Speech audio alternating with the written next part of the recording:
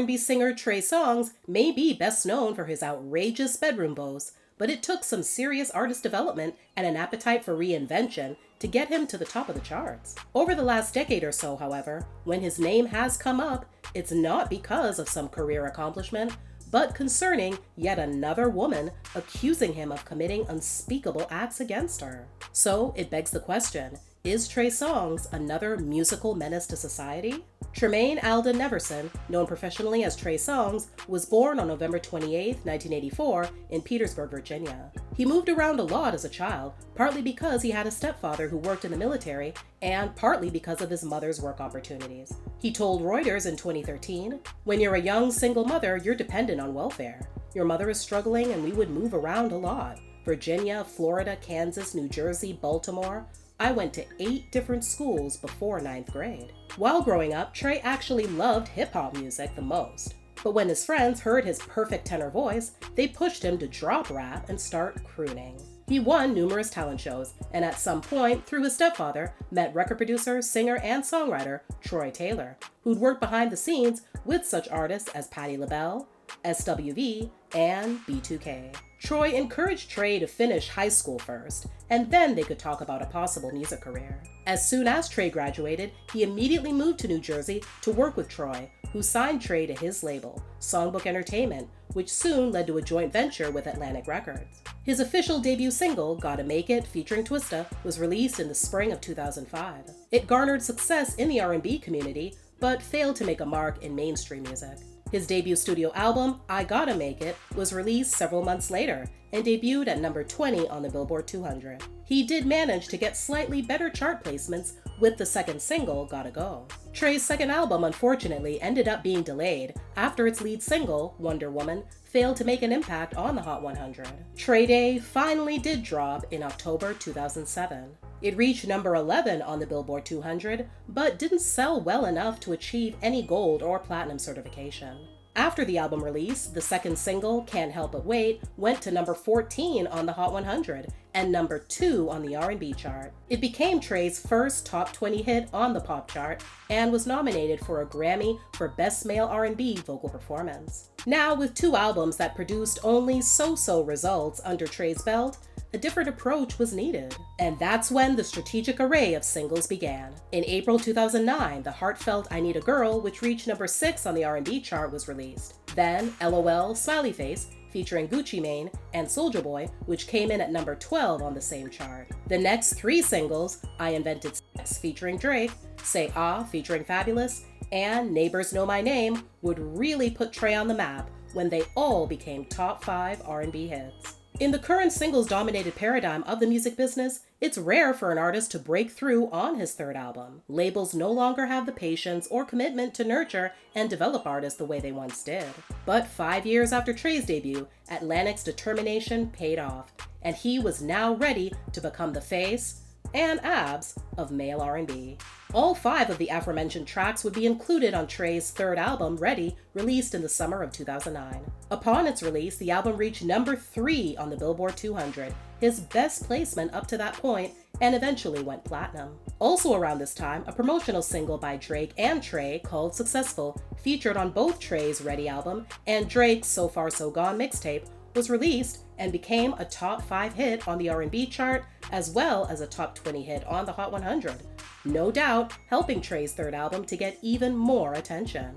Trey also received another Grammy nomination for Best Contemporary R&B Album. His next 3 bodies of work, 2010's Passion, Pain, and Pleasure, 2012's Chapter 5, and 2014's Trigger, would not only produce half a dozen platinum singles, the albums themselves would top the Billboard 200 chart, with Passion, Pain, and Pleasure going to number 2 and Chapter 5 and Trigger capturing the top spot. Passion, Pain, and Pleasure also features Trey's biggest hit to date, Bottoms Up, featuring Nicki Minaj, which went to number 6 on the Hot 100.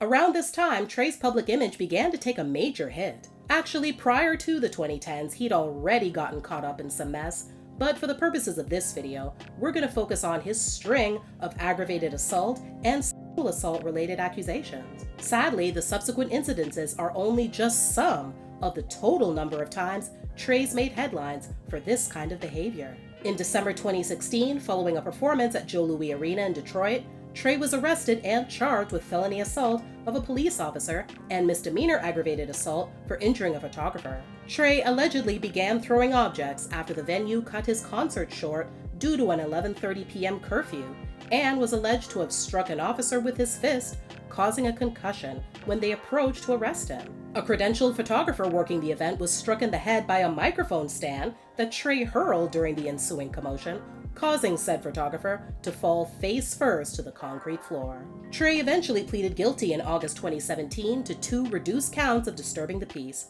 and was sentenced to 18 months of probation, substance screening, and anger management classes. Both the police officer and photographer later sued Trey, seeking damages in excess of $75,000. While this next incident doesn't include a violent or sexual assault, it does involve sexual intimidation with a very high-profile celebrity. In January 2017, actress, singer, and television personality Keke Palmer blasted Trey on Instagram, claiming that he'd used sexual intimidation to get her to appear in his music video for his remix with Fabulous of the Travis Scott and Young Thug song, Pick Up the Phone. She claimed she didn't authorize him to include her cameo. Trey disputed these claims, asserting that Keke knowingly entered a video shoot and was subsequently recorded by a cameraman. The following year, a woman, referred to as Jane Doe, claimed that Trey sexually assaulted her at a Miami nightclub following a 2018 New Year's Eve party at Diddy's house. Apparently, this woman wasn't Trey's only victim that night. Jane Doe discovered another woman in attendance at the club confided to her that Trey had also violated her in a similar manner.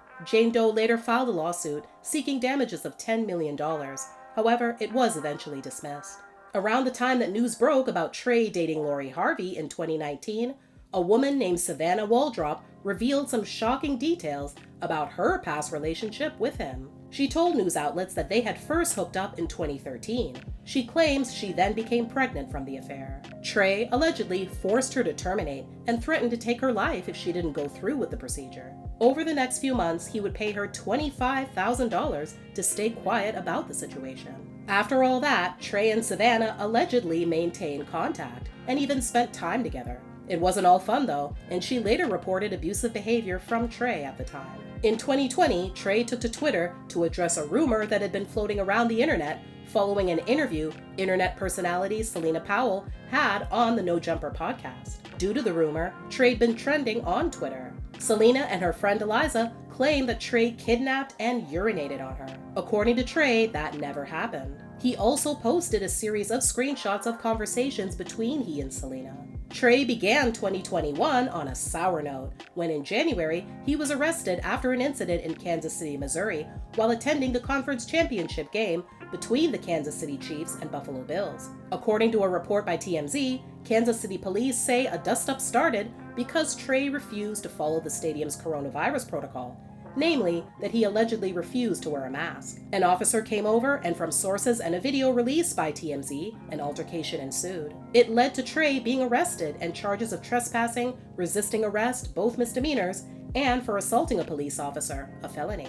He was released from custody the next day. The Kansas City Police Department released the security video from their section, which shows that the police warned Trey and his entourage several times during multiple encounters with security and police, eventually resulting in him being escorted out of the seating area, at which point he threw the first punch at the police officer. Trey also ended 2021 on a sour note when on December 30th, Dylan Gonzalez, a former member of University of Las Vegas's women's basketball team, tweeted that Trey had sexually assaulted her. The following January, she released a statement on social media accusing Trey of committing the heinous act at a well-known Las Vegas hotel. He later denied the accusation.